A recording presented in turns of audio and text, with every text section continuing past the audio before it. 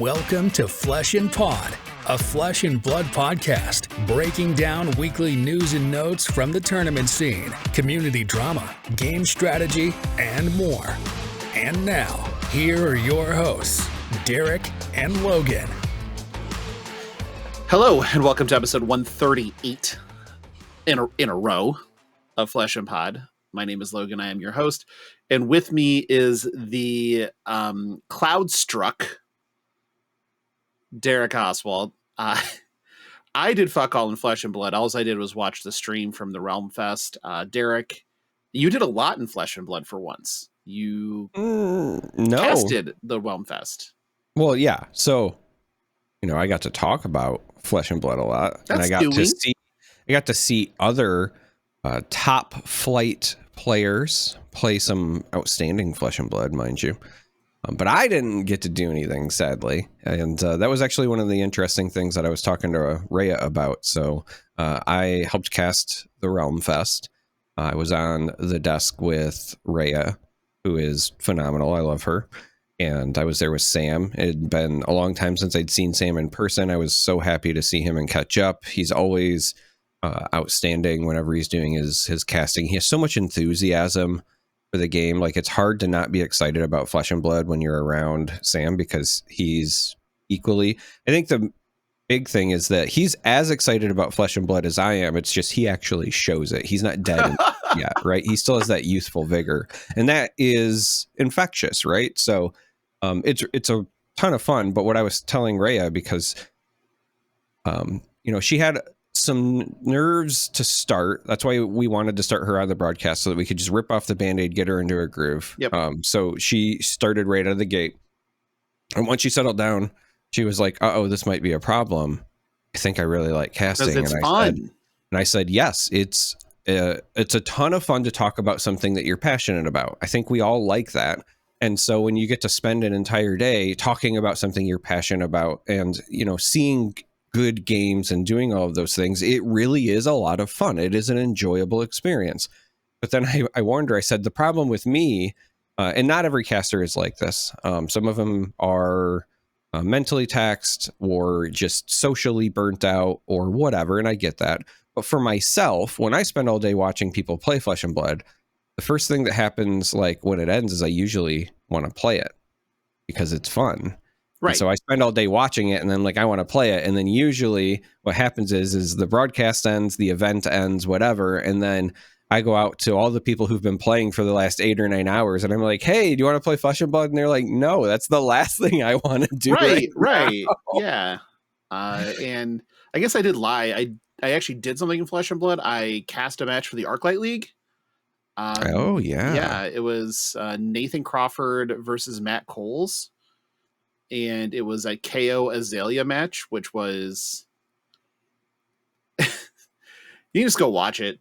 But it's exactly what you think it was. And I cast with Will Bradshaw, and it was... I love doing it. And I super enjoyed it. Will was great. And I had a lot of fun with it. It was very quick, but... Arclight League came up. I talked about that on the broadcast, actually, because on day 2, we had the organizer, right, of the Arclight League, Vishra, aka Barrett. Again, great person. I was casting Barrett versus Adam. It was a prism mirror, and I was casting it with Rhea. Right.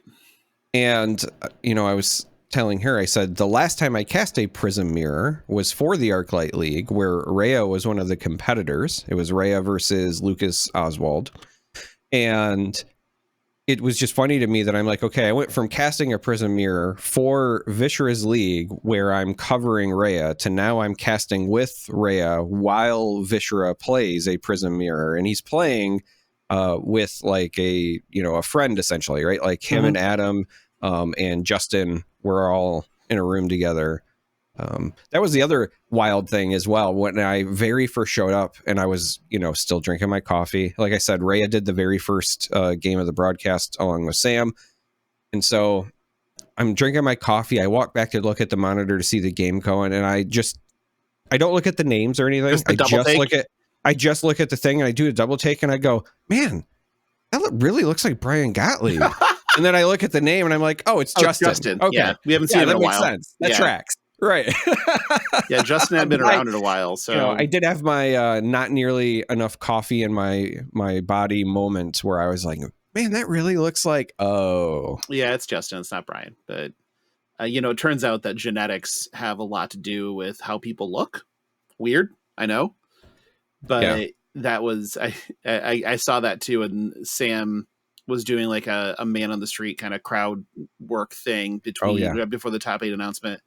And he caught Justin and he hadn't said anything yet. And I looked and I'm like, oh, no, that's Justin. Okay. Yep. And that was pretty funny. But yeah, I really was upset. Well, not upset, but I was really hoping that Barrett and Chris would not have been paired in the quarters, as it's one of our After Dark homies and friend of the show, Vishra, battling it out. And I'm like, oh, but those are like the two people I want to win this, like as from like a giant, from a macro, the people that are in the top 8 view. I was also upset, but I was not that upset because it was a phenomenal game. That was an outstanding game to watch. Both players were like, even after it ended, I walked out to say, hey, gentlemen, hell of a game. And they were both smiling because they knew too. Like they had just played, in my mind, a classic.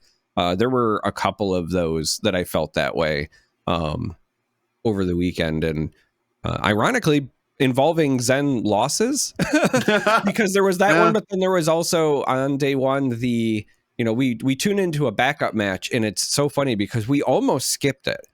We had our match end early, the primary, and then Ethan was like, hey, we have a backup match, but the problem was it was a Zen versus a Teklo, and the Zen still had like 36 health, and I think at the time we were getting ready to switch to it, the Teklo had like 13 health, I want to say. Sounds and then right. very, very quickly, like the next turn goes to 1. So we're staring at like this like huge deficit. And then suit up, baby. And then Teklo just like digs in. And it's not even just like, oh, it was a Zen, like it was Naib, right? Like we're talking about a good player. Yeah. The Teklo gets it to a position where the Zen, Naib had presented needles and they had already broken. So they didn't have a real weapon, but they did have enough chi and a thin enough deck where every turn they were like, on your turn, I activate hero ability, make a tiger. On my turn, I activate hero, make a tiger. And the only equipment they had left were the Shuko, essentially, right? The gloves. So it was like attack for 0, attack for 1, attack for 0, attack for 1. And then there was like one situation where on the attack for 0, he tried to kind of get the gotcha where he plays Art of War to give the +1, like as an attack reaction.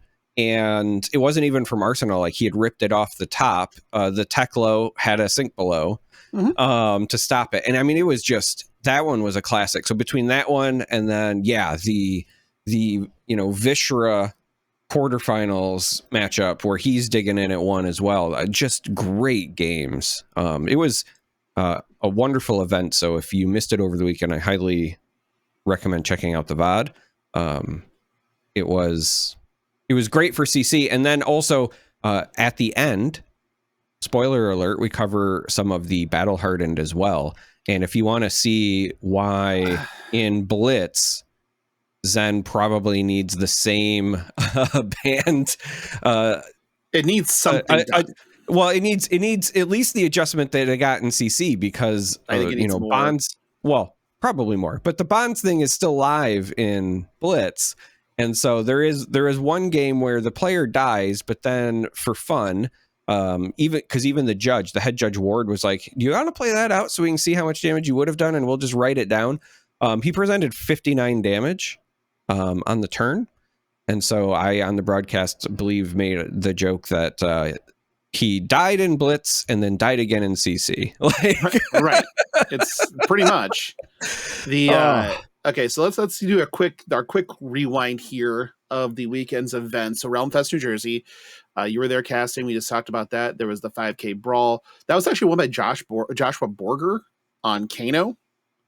Yeah, over a prism and a a finals where it was Prism, Kano, so it was Adam Franzi and Josh Borger, and it came down to the very nitty gritty. There is some questions as to some missed stuff on that one, but I mean, there's no questions. So just full stop. There was a missed amplification. All right. So there's a situation very late in the game where an either wildfire had been played, and there is, Prism is swinging with the Ravages, which obviously deals the arcane damage, and both players missed that the arcane damage should have been amplified by the either wildfire. The problem was it was not caught by the players and was not reported to the judges until after the conclusion of the match, right? So I do know, it's other people's story to tell, but I do know that both of the players and the head judge and whatever, they all had a discussion after the fact. Obviously, you can't change a judge ruling or do anything after a game's concluded, but the players, worked out a fine gentleman's agreement, and it seemed like even though there was the missed thing, both players ended up happy at the end, and so no hard feelings, nothing like that. But yeah, there was definitely missed damage amplification that would have changed to the course of the game. But as much as that sucks, right, especially when you're at the final stages of a decent sized event, the reality is, and I say this all the time, it's just like sports, right? Sometimes you get a missed call, right? Sometimes there's pass interference that doesn't get called, or sometimes, a judge makes a mistake or whatever. That's part of competition. Human error. Yep. So, yep. So the top 8 for the event was there's 2 Kanos on the same side of the bracket, 2 Prisms also on the same side of the bracket, and then an Azalea, a New, a Levia, and just the one Zen. So we saw the bands taking a little bit of effect. I don't know how much stock to put in it because I know a little bit of detail about some of the lists that the different teams are trying out, and it is different than what I was seeing out of the decks at that were on stream at the very least. So I don't know that's representative. Well, yes and no. There's also some interesting factors that need to go into this as well. When you look at the broad statistics for the event, Zen was still the most popular hero, but was not as popular as I was expecting, right? Sure. It wasn't like head and shoulders above the rest. But the other thing that I think you need to know about the room when you're looking at the low Zen conversion rate is that the second most popular hero was actually Victor. Mm-hmm. And then the third most popular was New, who I think we expect to either be second or third right now, most of the time. But the Victor thing is very telling because that is a hero, as we know. Guardian, just in general, can be very punishing to Ninja. And so when you are looking at 2 and 3 kind of being counter picks, then you might have a problem with your conversion rates if you're a Zen, right? So I do think that's part of the reason that we had the low conversion rate. And then fourth, as you're going down, was Kano, right? So our top 4 heroes represented in the field were literally Zen, Victor, New, and then Kano. So it makes sense that in the top 8 we had a lower count of Zen, and in my opinion, it makes sense that we also had the 2 Kanos just because they were well represented, as well as 2 Prisms because they were good into the Kanos and good into the Guardians and so forth. So yeah, it was a bit of a story of the field is what I'm trying to say. Yeah, and I understand that. And we are also going to take a look at 2 other Battle Hardens here, but first let's talk about the Blitz Battle Hardened. Was won by Daniel Ferreira on Zen in a Zen mirror with Michael Hamilton. And we're going to go ahead and talk about how Zen and Blitz coming into skirmish season might be not okay. Done by week 2? Yeah. Like might be LL'd by week 2? Might LL in a week. There were 12 copies of Zen for the 45 players in the Battle Hardened, 5 in the top 8, and then 3 in the top 4. And again, seeing 59 damage turns, seeing turn 1 kills. It's just one of the things I think people need to understand, you don't have the same bans as you have in CC, but you also have to deal with Minnowism? I was about to say additional cards like, Belittling and Minnowism and whatever. And like, it's just not okay right now. No. But I was talking to some of the players at the event, and it's interesting because I think we all kind of had the understanding that, like, even if you matched the current bans and restrictions and so forth that we have in Classic Constructed, it might not be enough to slow down Zen and Blitz. And so if you're going to have to do so many bans, at that point, the legitimate question becomes, or do you just let it starvo quickly? Right? That's why I make the joke about might be done by week 2. Might not be all in 1 week, but in 2 weeks, it very well could be. And so if you're just saying like, hey, it's a multi-week season and Zen will take care of itself, right? Why even ban anything at that point? Like, it's going to suck for the first couple of weeks, but...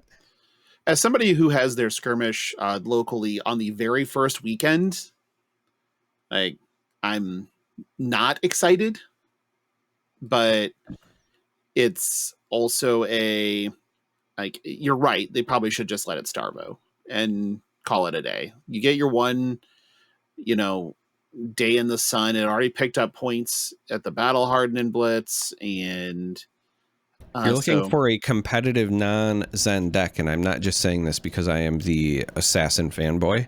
I truly believed this beforehand, and I was happy to get the confirmation talking to players there. The winner of the Battle Hardened, when I was speaking to Daniel, said the same thing that I had kind of been encountering. He was like, my worst matchup was, and then like we said it at the same time, Arachne Solitary Confinement. In testing anyway, because with Arachne giving the natural go again to bonds and to prognosis and whatever, you really put the Zen in a pickle, because if they commit any sort of cards to the blocking, then you just don't pump it, and then off the go again, threaten more damage. And if they just decide to let it go, you'd punish them and pump it and still disrupt their hand. So I'm legitimate saying, if you are looking for something that can be competitive into Zen in the first couple of weeks, take a good long look at Arachne Solitary Confinement. It's actually in a good spot right now. Yep. There's a couple of different decks, I think, that can handle it. But it's few and far between. Let's put it that way. So we might just see it go zoom and gone. We did actually have 2 other Battle Hardens, and the results of these Battle Hardens are kind of important to the overall picture. One is that the European scene is not like us, and the other is that that Bali was, I think, more indicative. But we'll start with Bali, where Thomas Galbraith won on Zen. Okay. Your top 8 was 2 Zen, 2 KO, a Dash, Inventor, an Azalea, a New, and a Bolton. Okay. This makes some amount of sense. Bolton got some new toys, looks a little bit better, looks a little bit shinier. New is obviously a counter pick. KO still pumps out a ton of damage, but it's vanilla damage. Dash can just randomly be good sometimes. Azalea also can be very strong into Zen as long as they hit the right turns. And also doesn't have a ton of really like predatory matchups right now. So this makes quite a bit of sense to me. This type of representation in Bali makes a lot of sense. But then we go to Bologna. Oh boy. Okay, well, this was won by Francesco Lorenzi on Max the Hype Nitro. And the top 8 was Max, 2 Enigmas, 3 News, and 2 Riptides. Now, notably absent is Zen. Also notably absent are Azalea, Prism, Kano. Yeah. So we have the tale of 2 Battle Hardens here. I have a lot of questions about. Yeah. My initial gut question is, what did the field look like? Right. Is this one of those things where it's almost like the RealmFest, where the top 8 is kind of a product of the field, or is this, did people crack something? Like, I'm interested. I want to see what the field looks like, and I also want to see what some of these deck lists look like. I'll put it that way. Specifically, like the max deck list is up on. Actually, all these deck lists are up on Fab on the mothership right now. So, well, I've had a chance to read. For those of you who don't know, I had a rough week of travel. Yeah, you're cursed. We get it. I am cursed, and my brain is mush right now because I woke up 10 minutes ago. Yeah, and we are recording this at 11 p.m. at night, mind you. Yeah, so the max deck, it honestly doesn't look. It doesn't look like it's much different than you would expect it to be, I guess. And you look at take the your second place deck in Bologna was an Enigma list, and nope, this is what we've been seeing lately. Nothing really too off about this. So I don't know what's going on, and I don't know what the representation was. So we're gonna have, because like there is a little bit of a, I believe there was an interview somewhere that they did with the winner, and I might have to dig that up and read and listen to it or read it or whatever. But I am interested. But this starts to beg the question. Okay, we have Amsterdam. We have a Pro Tour this weekend, and our results from the major events of this previous weekend call some things into question potentially. So we're going to dive right into the Amsterdam preview here and make a first discussion of what are your top 5 heroes, your top 5 decks that you expect to see. Well, yeah, so that's interesting because those are in my mind 2 different questions. Well, I mean, I think I expect to see something pretty similar to what we're seeing with the Bali results. But in terms of my top 5 decks, things that I think are actually of a high power level anyway, I think Zen, even after the bans, is still incredibly strong. It is at a minimum worthy of being a check on the format, right? So I would still include Zen in my top 5. And as long as Zen is there, I think New is the auto include because it's just very good into Zen, has okay matchups into other spots. I think Azalea is my favorite against a broad field. I think that you kind of hit the nail on the head where Azalea doesn't have too many really bad matchups. It's just doesn't have any polarized auto in matchups either, but always has a shot. Turns out Red in the Ledger is a hell of a card, and if you can play it 7, 8, 9 times a game, that's enough to get the job done. So Azalea's in my top 5. I think Prism belongs in the top 5. I felt that even before this weekend, and then after RealmFest, I still feel like it. I think that the deck is underrepresented. It's incredibly strong, and if you're a good Prism player, it also has the possibility to be very versatile. It actually reminds me of very early OG Prism lists where you can go with a heavy aggressive Herald game plan if you really need to, right? Have almost like a Brute, right? Really strong 2-card hands, or you can play the board presence game plan and develop your permanents, but you can kind of do that Switchblade thing. I think that the deck is in a really good spot.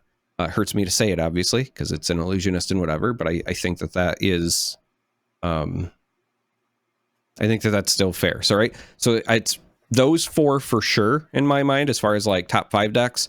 The fifth is hard for me. It's kind of cloudy because I think that there are a lot of heroes that are also incredible and can certainly find a path. Kano is a great example. You never want to discount a Kano, but I think for just consistency and in many ways almost like a forgot about Dre thing, my fifth is probably still got to be KO, just because of the other decks that I still think are also incredibly competitive. It's probably the most consistent, and it's coming off of, being the boogeyman pre-Perth the Mistveil. So to me, that would be like the top 5 decks that I would either be considering playing or preparing against if I was going to pick a different hero. You have to have a game plan, I think, for those 5. And then my honorable mention would probably be Kano. Right, but like it's those 5, and then make sure you either have enough AB or play the hope I don't run into Kano plan. Yeah, and I think I'm with you. I think it's definitely, at least with the first 3, where it's Zen is I think the top of the mountain, there's no question, and I think New as a counterplay makes a ton of sense. Like those 2 seem pretty well slotted in. I said what I said about Azalea, and I meant it. There's no specific matchup outside of maybe Kano that the Azalea deck is just dead to, right? And that's important. Like the fact that it has broad playability into the field is vital. So I think those 3 are my set in stones. Then it gets muddy, right? For me, I think I'd put Victor in the Prism slot, mainly. So I don't disagree that Victor's good. I have a hard time doing that as long as New is number 2. So I don't think, again, I don't know that New is number 2. I think New is in the top 5. I don't know that New is number 2. I think as an Assassin Scum fanboy, New is number 1 in my heart. Well, sure. But yeah, I guess I'll put it this way. If New's going to have any sort of popularity at all, I have a hard time putting Victor in my top 5. Just because that is a very polarized matchup that is not at all in favor of Victor. But I feel like the reason I like Victor is because it does have Victor into Azalea, Victor can still just win. Mm-hmm. Azalea, a Victor, especially the hyper disruptive Victors into Zen, actually starts to turn the corner if we feel pretty favored in Victor. That's nice. Victor, like every other deck, doesn't feel like it has an answer to Kano. But Victor is going to pick up a lot of points against random decks too. And that's also very important. I just think that because that Zen to me is going to be a giant portion of the field, and I don't think New is as big necessarily. I feel like Victor takes a slot in the top 5, and then the last one I would say is Kano. I believe that it's out there that Kano can just win those matchups by just blowing people up. Blow up a Zen that goes a little too hard at one shot, and it's like, okay, yours is on the board, my turn, and does the whole thing. Kindle is insane. It does great work. There's just a lot of good toys, and I feel like Kano's in that top 5 too. Honorable mention, well, dishonorable mentions probably Prism, because Prism. Yeah. I think she's just really well positioned. In my mind, she's almost like a Azalea light. Sort of. She doesn't have as many bad matchups. I think that she struggles more than Azalea does into Zen. But she's obviously got a much better matchup into like a Kano, right? And so I think right now the only reason that I would say Azalea Light is just because Zen is more popular than Kano. And so when you're looking at your matchup dichotomy, that matters a bit. But Prism is still, I think, like I said, really versatile. And when it's in the hands of a really good player, I have seen it do some dirty things. So agreed. Yep. Moving on, top 8 hero spread. What do you think we see in the top 8? I think we're going to see 3 Zen, 1 new, 1 KO, 1 Azalea, 1 Kano. And even though I think that Prism is in an incredible spot and it would be worthy of it, like if she showed up, I wouldn't think it. I don't think we'll end up seeing her. I think whatever the last one is will be something that's like good enough to be competitive, and it will be the product of like somebody getting either the right matchups or whatever. So like that last spot, it could be a dash, it could be a Riptide, it could be, gosh, it could be so many things. I'll say, you know what, we'll give the Riptide fans hope. I'll say Riptide, but like it could be Enigma, it could be like, there's a number of heroes that I still think are very competitive right now, and so I think that'll be the way that it goes. But I think, you know, for me the big story is I think the kind of lower conversion rates recently also might be a byproduct of people trying to test new things pre-Amsterdam, but I think a lot of players are just already kind of hard locked on Zen. And so due to strength of the hero combined with field representation, I'm going to say 3 Zens make the top 8. Yeah, I'm saying, I made a comment earlier this week to somebody that I was talking to, and I said that if I were, you know, prior to this week's events, I said that if I were setting an over-under for number of Zens in the top 8 of Amsterdam, I would set it at 4.5, and I'd probably take the over. I think that might have been one too many. I think 3.5 is the correct over-under, and I'm taking the over. But so I'm going to say 4. My heart says 5 because I think field representation is huge. I do think that, and well, actually, I don't think, I know that there are some very weirdly tuned Zen lists out there that have not seen the light of day. And I think that if those teams got it right, that it's very difficult for the rest of a hero spread to even make a dent. So I'm going to say 4 for the sake of discussion here. And the rest of the field is going to be, I think a new makes it. And for a lot of the reasons that we've already discussed, that new does play well into Zen. It does play well into Guardian. And it can take advantage of some really, you know, stumbly type things out of other decks too. It does weirdly well into Azalea too. It does because it's disruptive.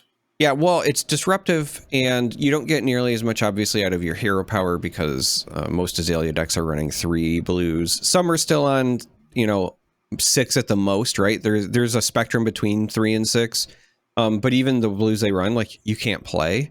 But you do get to rip their hand apart. But you do get to rip their hand apart. But the other big one is that 2 of like the best arrows in the deck for Azalea are Red in the Ledger and Remorseless. And New is very good at playing through them. Yeah. Because of all of the attack reactions, you don't take the extra damage from Remorseless because it's attack reactions, right? It's not actions you're taking. Red in the Ledger is the same thing. If they Red in the Ledger you and you go, okay, well, I still attack with bonds and then I jam 3 attack reactions on it, you're still fine, right? So that's a matchup where when I very first started testing New, I was a little bit nervous, but the more reps that I have played into it, the better I feel. So yeah, I think that that's actually a very good point. I do think that there is an Azalea in the top 8.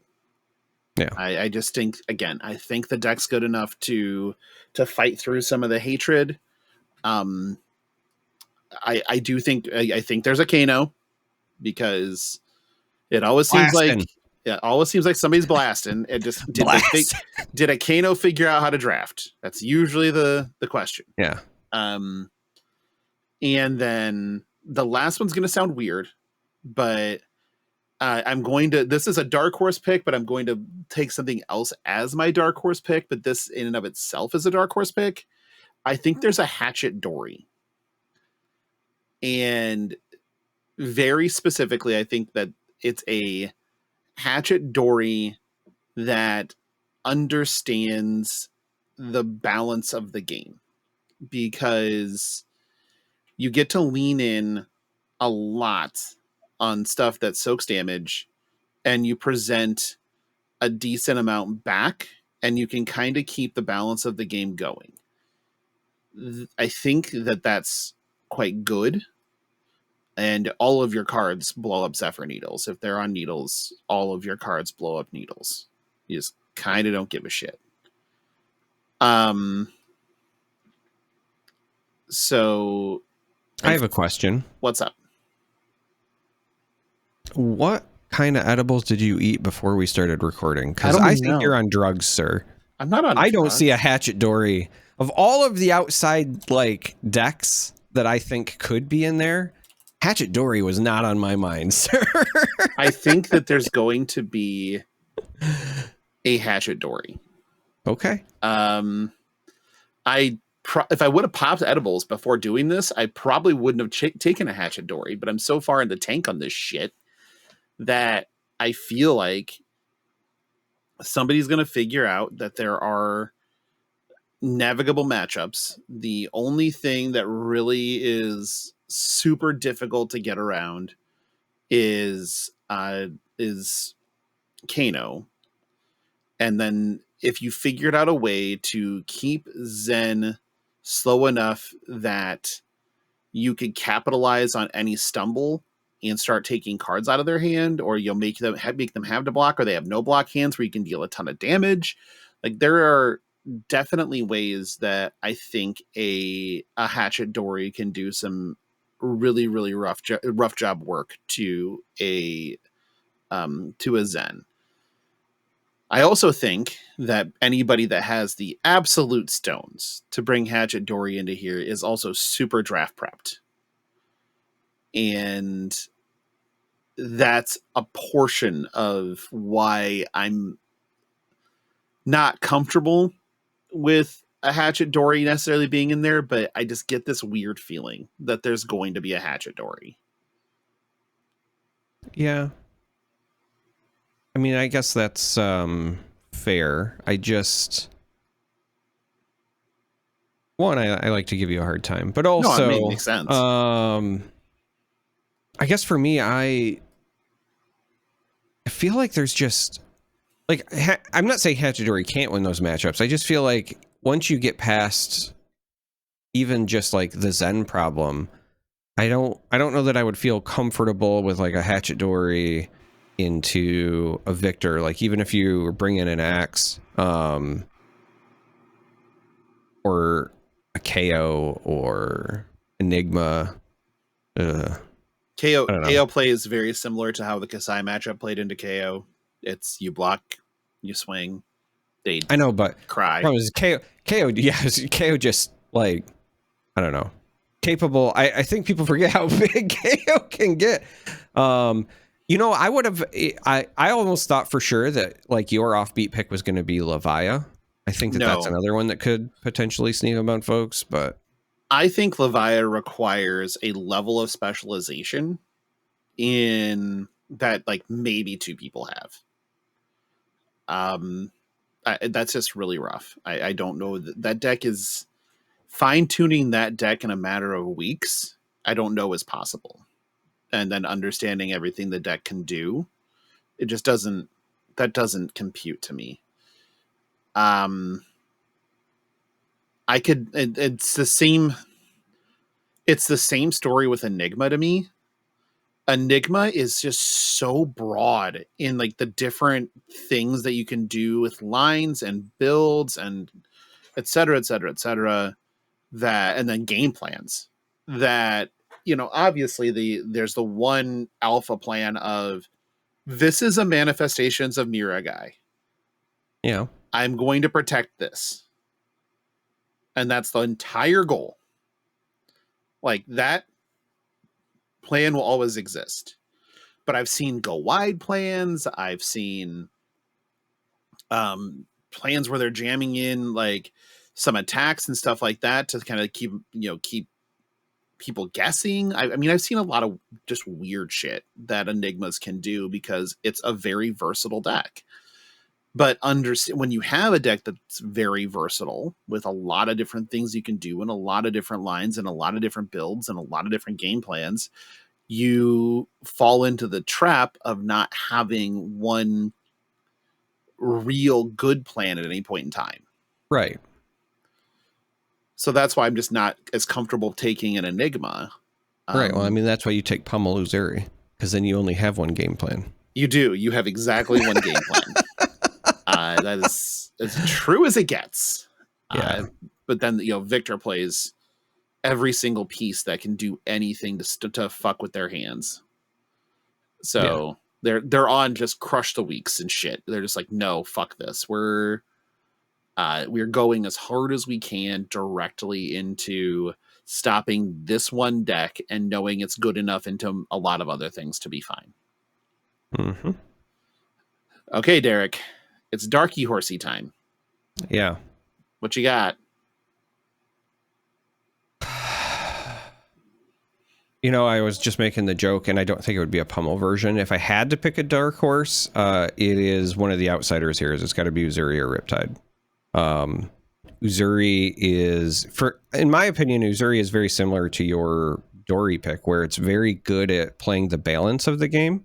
If you are comfortable with the core mechanics of Flesh and Blood and you know how to maximize your values to the best of your ability, you can be pretty effective.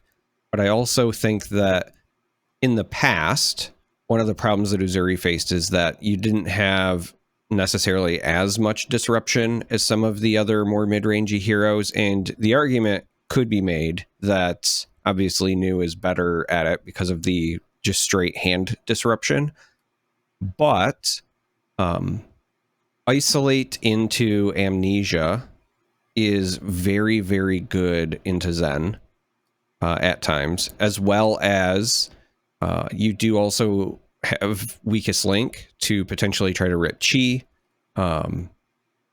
If you're on a turn where you have the ability to present an attack and then they block with Traverse, you can pop your black text if you've connected any sort of damage or whatever, follow it up and hit that Weakest Link and then just rip it from their hand. There's just you run balance in Uzuri, right? So when they Art of War, they do whatever, you can do your thing. There's just a lot of, I think, flexibility there. And if somebody is a true specialist, right? If they're like, hey, I know Nu is out and she's really good into Zen or whatever, but I just really like Uzuri. I could see somebody like that doing really well. And similarly, if somebody is a specialist on Riptide and they know their matchups, I think Riptide is actually in a pretty good spot as well.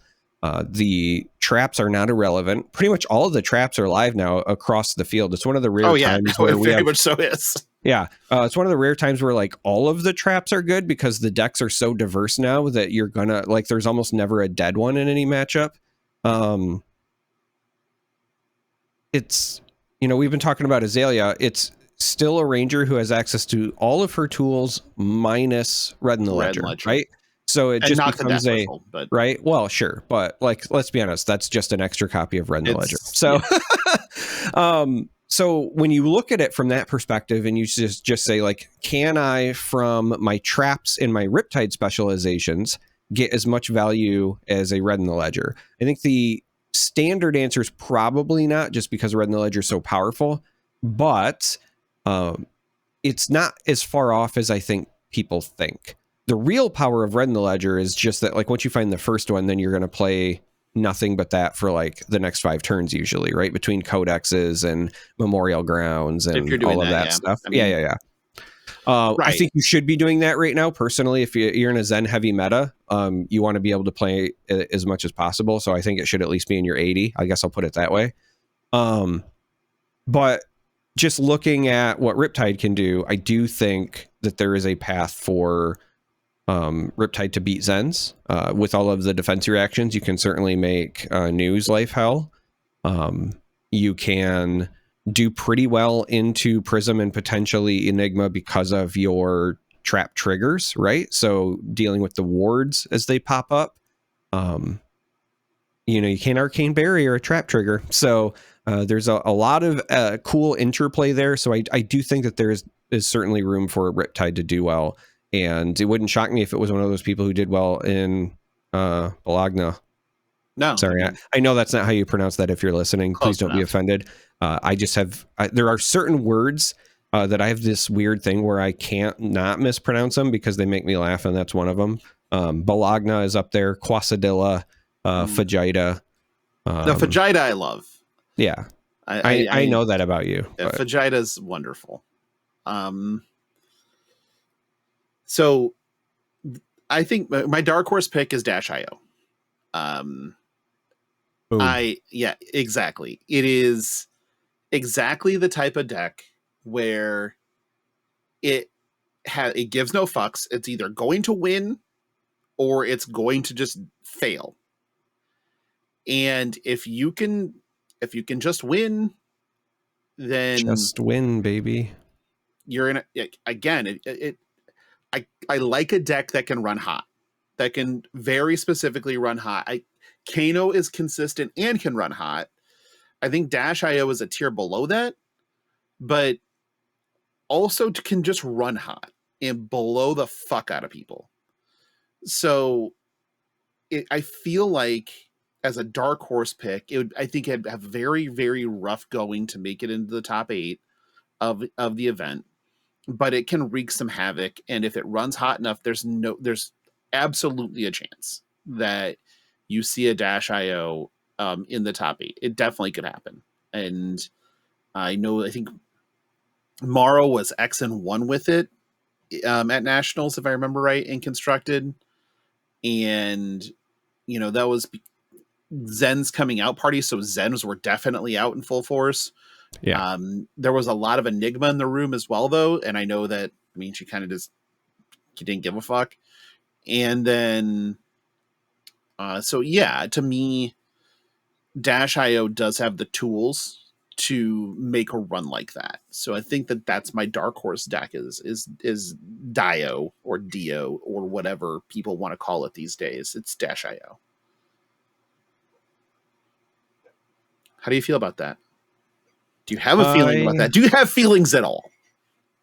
No, but if I did, right, if I try to pretend for a moment, if somebody hires me as an actor in a major motion picture and the main character is required to have feelings, I would say that I don't disagree that the deck is really good. I just think that it will unfortunately be an incredibly small number of people on it, if at all. Absolutely. And that's the problem, right? That's why it's dark horse. I could see Mara show up and do very well with it again, because she was doing very well at Nationals with a Dash list. I played against one in the calling in Minneapolis that I won the game, but it was close. It's a powerful deck. I don't think that there's going to be, because it's not even just like you're bringing in an outsider deck that's not going to be well represented, but then those people also have to do well in draft and then continue to find that success. So, yeah. Okay. That's where I'm at. Any closing thoughts for Pro Tour Amsterdam before we move on? Yeah, I wish I was going. Yeah, hard same, but maybe not.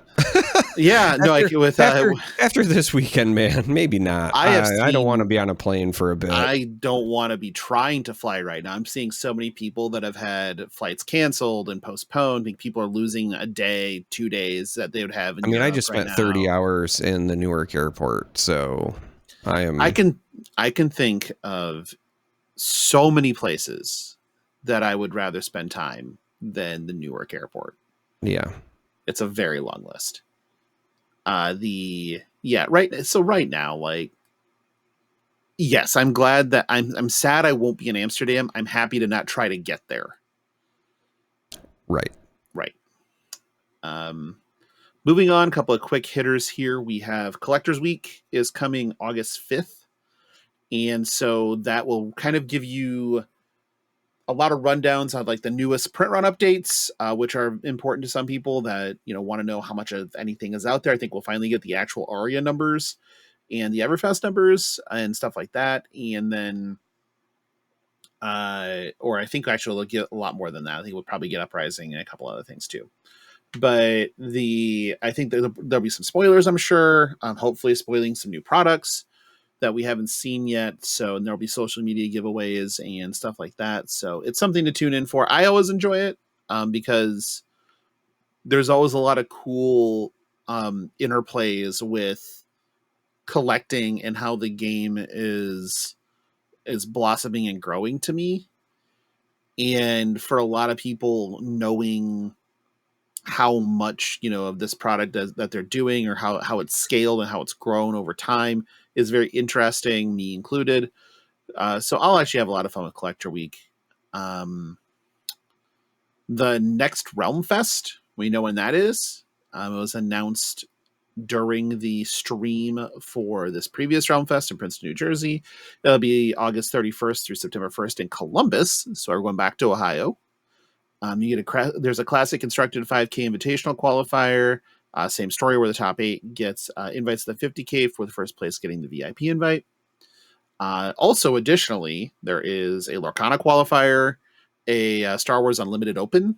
So that'd be for I believe that gets you buys into the Galactic, whatever the hell they're called. And then Alpha Clash Awakening. So basically, Alpha Clash's version of a calling, I believe, is what those are. Or no, that's what Clash Ground. So Awakenings would be like a pro quest. So a lot going on at RealmFest and RealmFest 2, I guess.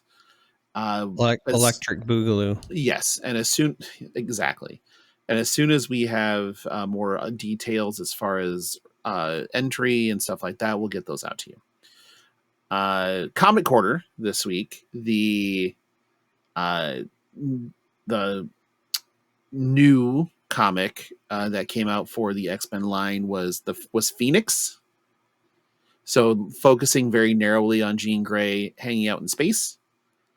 And again, I was very surprised and impressed at how well the comic was handled. The last panel is egregiously awesome. And it's really about Jean Grey effectively embracing the fact that she's just a god.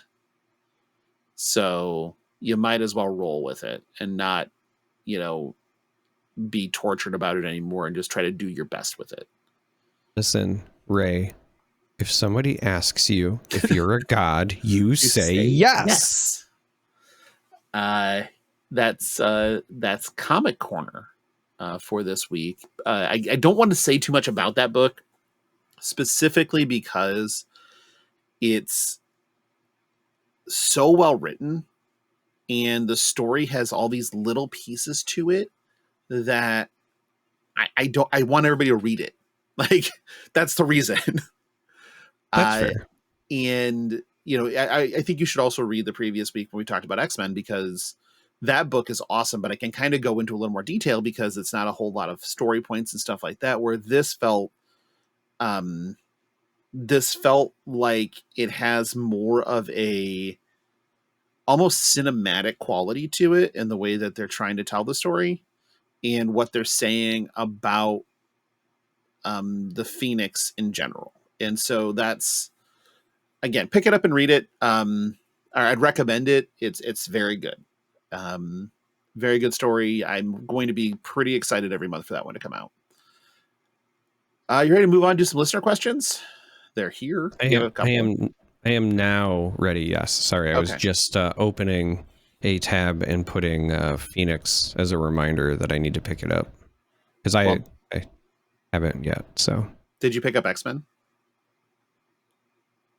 No, they're kind of heavy. Not really. Yeah, Kane has put on some weight, man. Okay. I mean, I think he weighs the same. And Magic's really easy to pick up.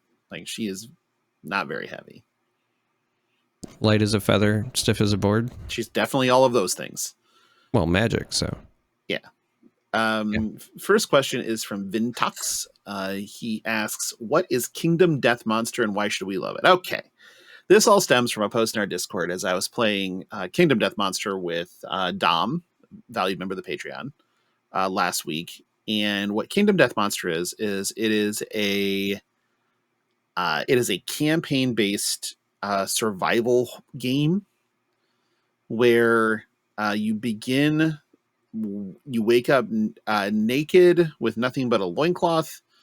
You and 4 survivors wake up with only a loincloth and a stone to fight a lion. And to give you perspective on the game, I've played a lot of this game in the variety of expansions and stuff like that exist. There's just a ton of content. And even though I was very familiar with the game and the mechanics of our 4 initial survivors, 2 of them still died because that's the game. It is unforgiving as fuck. And weird shit happens. Like sometimes your characters gain neuroses and don't want to do shit anymore. And sometimes your characters get their fucking arm cut off. And sometimes they get blinded. And sometimes they get their genitals destroyed and can't have children anymore because you're a society that's to continually propagate or else the society dies out. Sometimes a fight will erase your character from existence. And if it does that in a rewinding fashion and that character has had children, guess what? The children also just disappear. It is very immersive. It is very heavy as far as both size and then just the amount of content. It's also very expensive. That's one of the things that's probably the only real drawback for the game is that it costs a very non-zero amount of money. But the minis are gorgeous. They're insanely well sculpted. The background on the game, like all the work that they put into the lore and how this society works is also super well done. Yeah, it's really, I like it because I like things that are difficult. I like when shit is hard. And I know that about you. Yeah. And so, like, as an example, it's a dice roller too when you're in combat, and you can set it up so that your character is rolling 6 dice and you're guaranteed to hit on every single one of them. That's actually a bad thing because there's a deck of cards that for every hit you flip a card and it tells you where you're hitting the monster at. And if one of them happens to be a trap, none of the hits happen and the trap happens. Yeah, like if you're attacking... sorry, I'm looking through the miniatures now, and I just got to the nipple monster that is a slithering ball sack. Atlas the Child Eater? I mean, tell me my description is inaccurate, though. No, it's 100% accurate. Okay. No, that one's... there's also the Smog Singers, or another just, like, steadily creepy as fuck miniature. So there are a lot of these. And again, they're gorgeous, they're gory, and it's a take no prisoners type of game. I love playing it, and it's all cooperative. It's not competitive. You're just trying to basically keep your society afloat. You have to go hunt monsters. There's tables of shit that you roll on for events and things like that. It's very much so a hope you don't die board game. And I mean, I love that. You know how I know it's good? Because of the mouth kissing. Because of the mouth kissing? Yeah. Okay. Don't worry. The people who are listening, who understand, are laughing very hard right now, and that's all you need to know.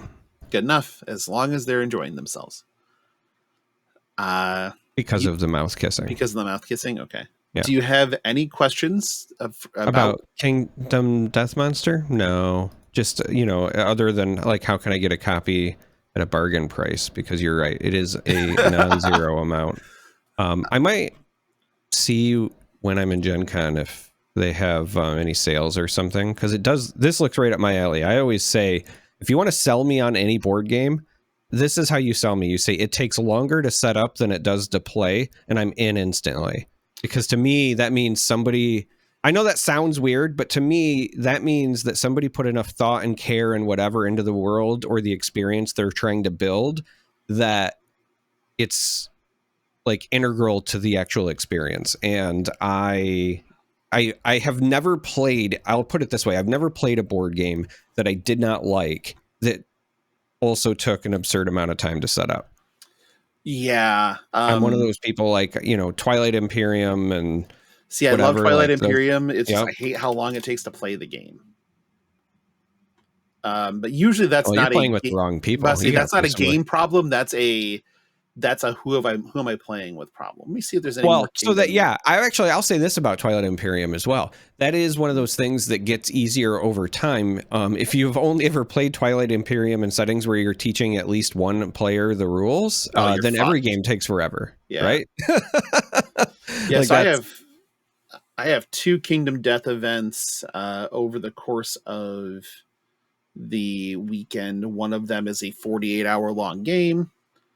And then the other one is just a going through, I believe, through the Black Knight, but we'll have to find out. I think so. It's basically hunts and a nemesis encounter, which is like a pre-built boss encounter that you can't dodge. Like whenever you have a nemesis counter, it's going to happen, and they come and hunt you in your settlement.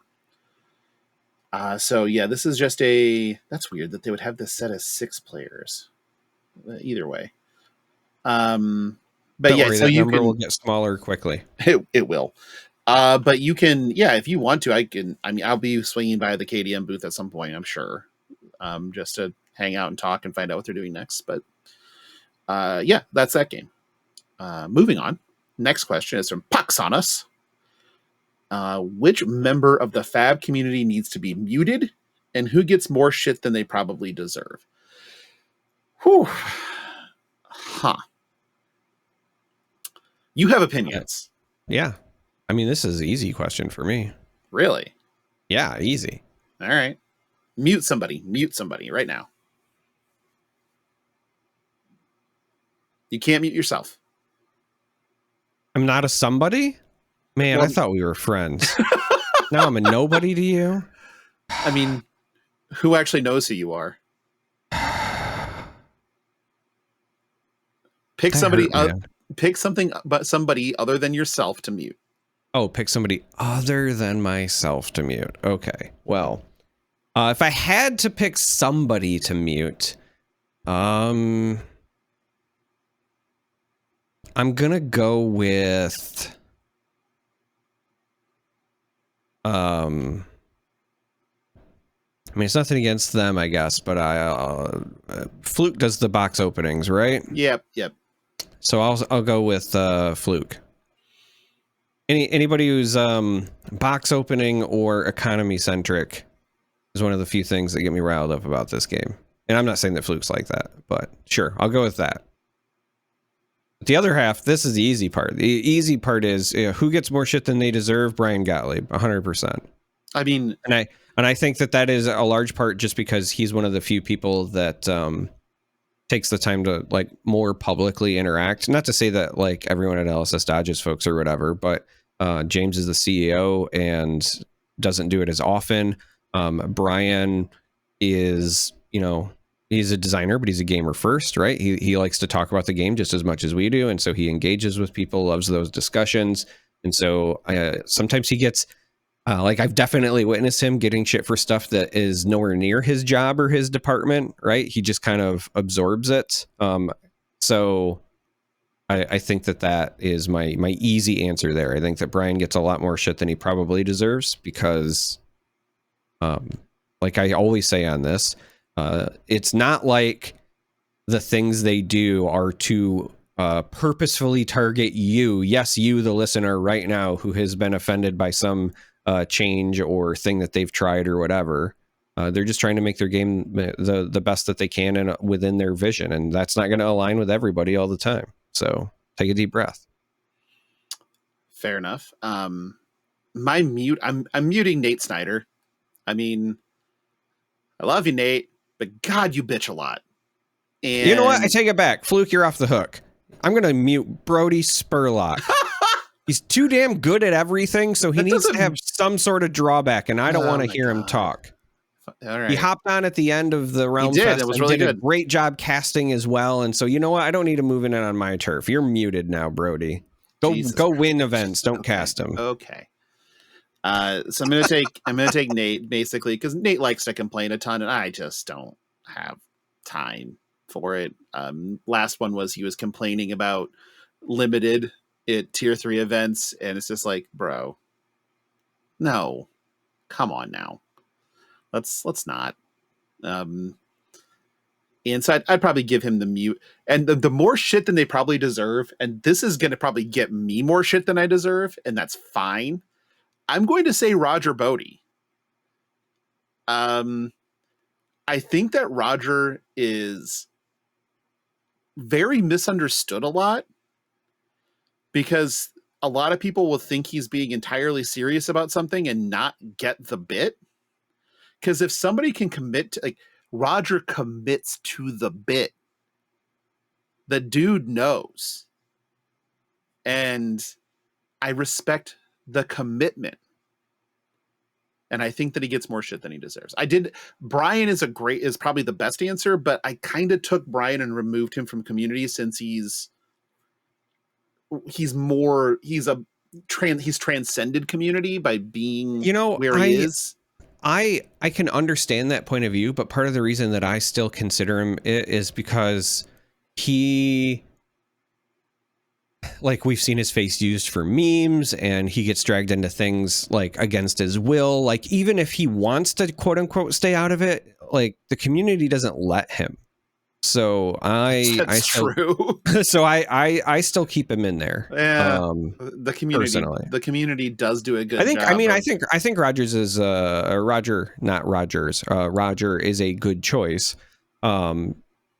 Strictly because as you pointed out, I think more so than anybody, he probably just is the victim of Poe's law, right? It's very hard to get, tone and whatever in a digital written format. And yeah. I mean, I can see that for sure. But that's my answer on this one. All right. So if I can't pick Brian, right? I didn't say that. I said that's why if I can't, my next follow-up is Dalen Mack. I love Dalen, and he is fantastic. But how does Dalen? Who talks shit to Dalen? Everybody who's heard that he doesn't believe in dinosaurs talks shit to Dalen. okay, that's legitimate because he doesn't think dinosaurs are real. Okay, but I don't think that he deserves that much shit for it. He also thought that bees were the mascot of honey and had nothing to do with its production. Yeah, I'm aware. Both Elaine and I sent him like a mini novel when we found out about how cool bees are. Bees are sick. They're the best. Yeah. Fucking love bees. But my point is they're in the trap. Yeah, they are in the trap. But my point is that Dalen is also the best. Dalen is the single best human. And I love that dude. He is amazingly fun, and I enjoy every bit of him. But he does get exactly the amount of shit he deserves, though.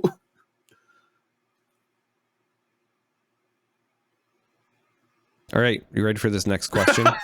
Because I'm sure you're stoked, and I'm sure we disagree. This is going to be fun. This is from Polish Guy Rich, friend of the show, valued member of the Patreon. Dante was correct. If you're not familiar with Dante Alighieri in the Divine Comedy, get some fucking schooling and some culture. It's the third circle of hell. Wait, this isn't a Devil May Cry reference?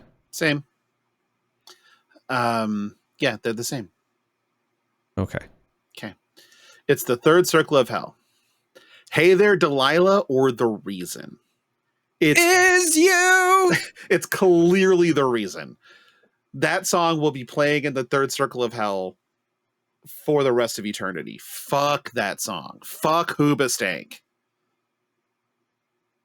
Hey there, Delilah is clearly the worst of the two. That is not true. That is so not true. Like, Hey There, Delilah is so bad that like it's elevator music that they won't even play in elevators. Like even hotel people are like, you know what? Fuck this song. The reason is so bad that it plays over the speakers at Guantanamo Bay as a form of torture. Right. So the U.S. government even recognizes that Hey There, Delilah is too extreme for their enhanced interrogation techniques. It is beyond what they're willing to do. So they don't play it at Guantanamo. That's my point. They're like, even we draw the line here. No. Hoobastank is fucking trash. And the reason is garbage from a butt and should never be played anywhere ever by a human being for enjoyment. Full stop. Listen, Hoobastank is at least self-aware that they put stank in the name. Like, they're in on the bit and they commit to the bit. And so you should respect that. They don't commit to the bit. However, Hey There, Delilah was like attempting to be a real song by a real artist, and that's a problem. Okay. I'm going to look at exactly there. Okay. I'm going to look at exactly which song was better charted. I'm really curious. Well, that doesn't count. No, it doesn't count, but okay. So on the US single, so Billboard Hot 100, it peaked at 7.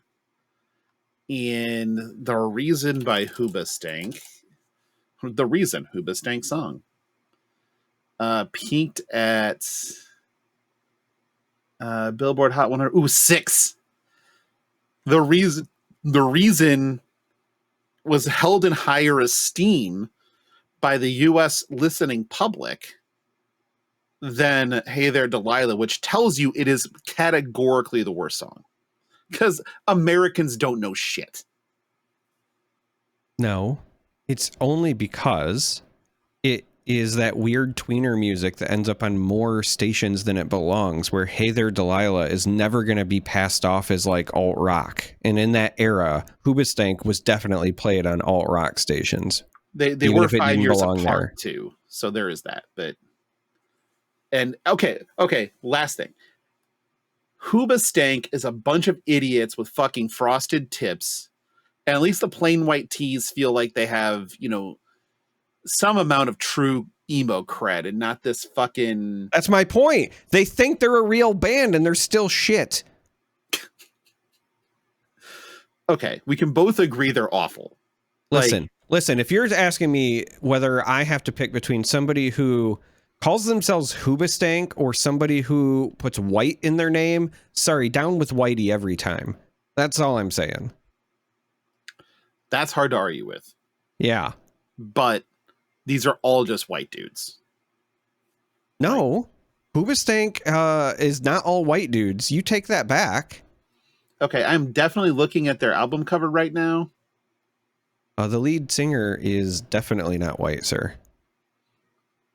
He is an Asian American. Which one? Because I have several. Doug? I'm still looking at Douglas Robb. Okay. Douglas Robb. He doesn't even have a fucking page on Wikipedia. Okay. And how do you know the names of these people? Okay, yeah, he's definitely an Asian American. That's just American. He because he also did some acting. This is gonna throw you off, right? He was in 2 comic book movies. He was in 2 comic book movies. Yeah. Really? Yeah. He was in Ben Affleck's Daredevil. Oh wait. It somehow gets worse. Are you ready? He was also in the early 2000s Catwoman. Jesus Christ. He's a walking Razzie. Yes. Like, holy fuck. Point. Commits to the bit. There is nothing serious about this entire life. That is committing atrocities. That he should be dragged to the fucking Hague. That is somebody who understands their place in life, right? These are war crimes. War crimes. I will take Hoobastank over the plain white tees. I'm out. I would rather I would rather listen to Hey There, Delilah on loop than The Reason on loop, and you can't change my mind. All right. Well, I will keep that in mind the next time I'm driving the car. Thank God we don't let you drive because you have carcolepsy. All right, let's thank some patrons, shall we? Yeah, special shout out to my favorite patron, Douglas Robb. He's not a patron of Flesh. Oh, well. No. I bet, you know what? I bet he would be more likely to be a fan of our podcast than any of the Plain White Tees would. I wonder if we can get them to maybe I tweeted them. Wait. I am seeing if he does anything on Cameo right now, because I swear to God, if I can get him to record an intro for our show, that is going to be a thing. Oh my fucking God. All right. I'm going to thank patrons while you look up this goddamn Cameo. Oh, you're lucky so far. I'm whiffing. Associate producers are Andy, Cindra, Jacob, Kenny, Larry, and the Salty Sea Cat. Our executive producers on up, we have Alex, Blaze Storm, value member of the Patreon, Dom Lance, good thrust, Matt Tutokes, Poxonus, Trevor, Papa Mike, Philip, Rich, and Sunny. If you're interested in becoming a member of Flesh and Pod, you can go to patreon.com/Flesh and Pod. Link is in the show notes. 6 tiers. Hoobastank is there, but they are not currently available through Cameo. But I can sign up for notifications for when they will be available again. God damn it. Patreon.com/Flesh and Pod, 6 cheers. Pick any paid tier, you get into Fap After Dark. We're going to try to do one here soon. I was thinking this week, but it's just too packed, so probably right after Gen Con. If you need to contact the show, you can send an email to us, fleshandpod@gmail.com. You can find us on Twitter @fleshpod. You can go to YouTube and hit like and subscribe for fuck's sake. And or you can just join the Discord. It's free. Link is in the show notes. Yeah, you don't need to be a member of anything. You can just come in and tell us what we did wrong or did right. Hey, speaking of bands worse than Hoobastank, we can get Mark McGrath, the singer from Sugar Ray. Yeah, now you are definitely worse than Hoobastank. Like, that did not take much effort. Holy shit, Kurt Angle's on here? Is Hosier? Can we get Hosier? God's no, he's way too big for that right now. He thinks our show is too sweet, and he likes his whiskey neat, so... I'm going to take you to church. Derek, where can they find you? I'm so lost. They can find me on Cameo. Not yet. God damn it. I'm going to start looking at cameos. You fuck. Yeah. Well, I've already got one that I, like, all jokes aside, I got one that I legitimately might look into for a different project, not related to this, but anyway. You can find me in the Discord on social media. Can we get Samantha Irwin? There's a lot of people on there that you can get. No, we can't get Bam Margera's on there, and I'm pretty sure he's dead. So Bam's not. Actually, is Bam dead? That's one of those jokes that, like, even if he's not, he's still alive. Yeah. Oh, okay. There's one of them that's dead. I don't remember who. I think it was Ryan Dunn. Actually, that is the one that's dead.